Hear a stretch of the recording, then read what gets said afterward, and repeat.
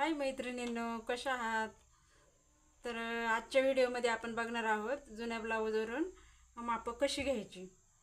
तर हा जुना ब्लाऊज आहे मापाचा, याच्यावरून आपण मापं घेऊन दाखवणार आहोत. तर त्याच्या आधी मी तुम्हाला खूप महत्त्वाची माहिती सांगणार आहे. तर मापाला ब्लाऊज घेताना फार जुना ब्लाऊज घ्यायचा नाही. फार जुना म्हणजे कसा का कधी कधी काय होतं, इतका जुना ब्लाऊज असतो का त्याच्या शिलाया उसवून ते वापरत असतात. आणि मग ते मापाला आणलं का ते म्हणतात हा ब्लाऊज आम्हाला बरोबर बसते. पण असं नसते. जेव्हा त्या मापावरून जेव्हा आपण ब्लाऊज शिवतो ना, तेव्हा ब्लाऊजची उंची कमी होते. त्यामुळे इतका जुना ब्लाऊज तरी घ्यायचा नाही का ते शिलाया बसून वापरत असतील ते. त्यांना सांगायचं तसं. आणि शक्यतो नवीनच ब्लाऊज मापाला घ्यायचे, फार जुने घ्यायचे नाही. जे परफेक्ट बसत असतील तेच. शिलाया बसवलेले ब्लाऊज अजिबात मापाला घ्यायचे नाही. तर चला तर बघू आपण ब्लाऊजवरून माप कसं घ्यायचं.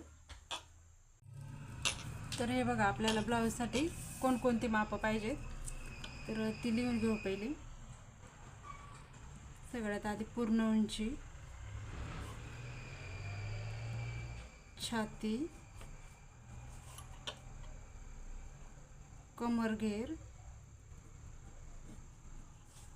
बाही उंची,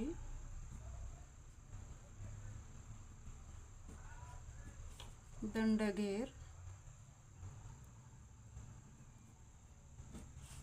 मागचा गळा,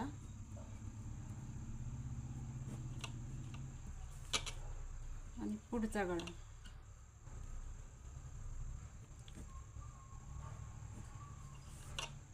तर ही माप आपल्याला गरजेची आहेत ब्लाऊज शिवण्यासाठी.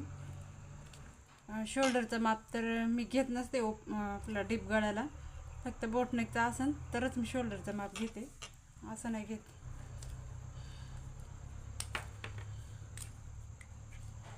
तर बघू आता ह्याची पूर्ण उंची किती. ब्लाऊजवरून जेव्हा आपण माप घेतो ना, तेव्हा ब्लाऊज हा असा ठेवायचा, त्याचे हुक लावून घ्यायचे.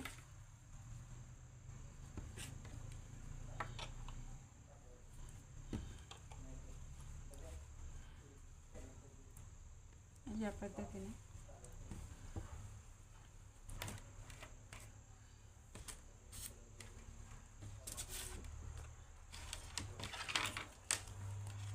पाठीमागच्या बाजूने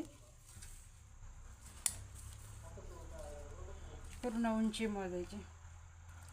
बघा, आपली ही शोल्डरची शिलाई असते ना, इथं टेप लावायचा तर खालपर्यंत.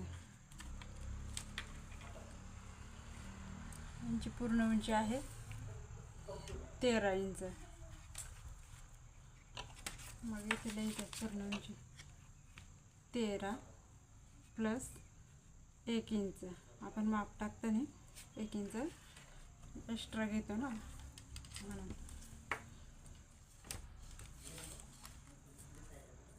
आता छाती. तर छातीचं माप कसं मोजायचं.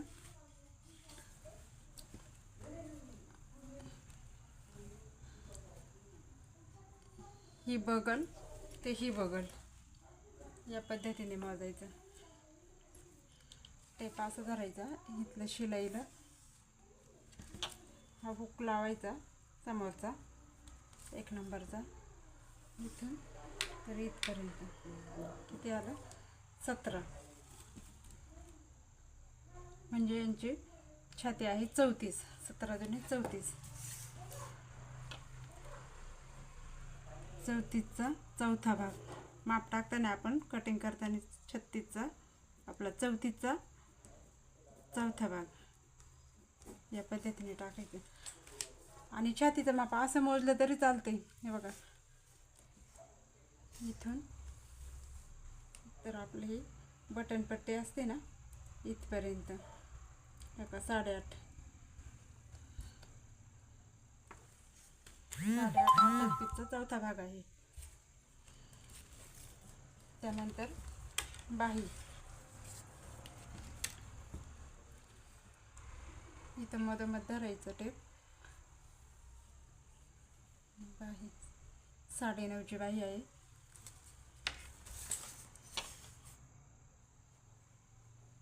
बाही उंची 9.5 प्लस अस्तरचा ब्लाऊज असेल तर 1 इंच, बिना अस्तरचा असेल तर 2 इंच आपण हात शिलाईच्या पट्टीसाठी एक्स्ट्रा घ्यायचं असते. आणि आता कमरेचा घेर, तर कमरेचा घेर मोजताना कसा मोजायचा, आपण इथे हुक लावायला ही पट्टी वाढवलेली असते ना, ही पट्टी सोडून द्यायची आणि तिथून मोजायला सुरुवात करायची. या पद्धतीने इथून ही हुकलूक पट्टी असते ना, ही सोडून द्यायची.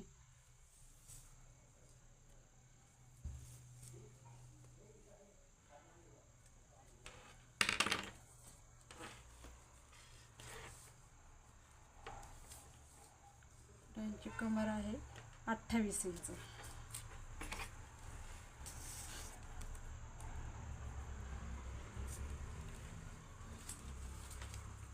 आता दंड घेर मोजायची.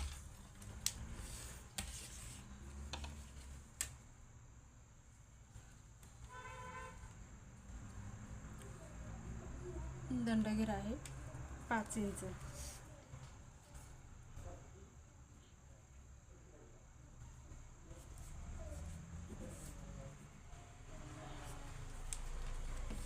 आता पुढचा गळा मोजायचा.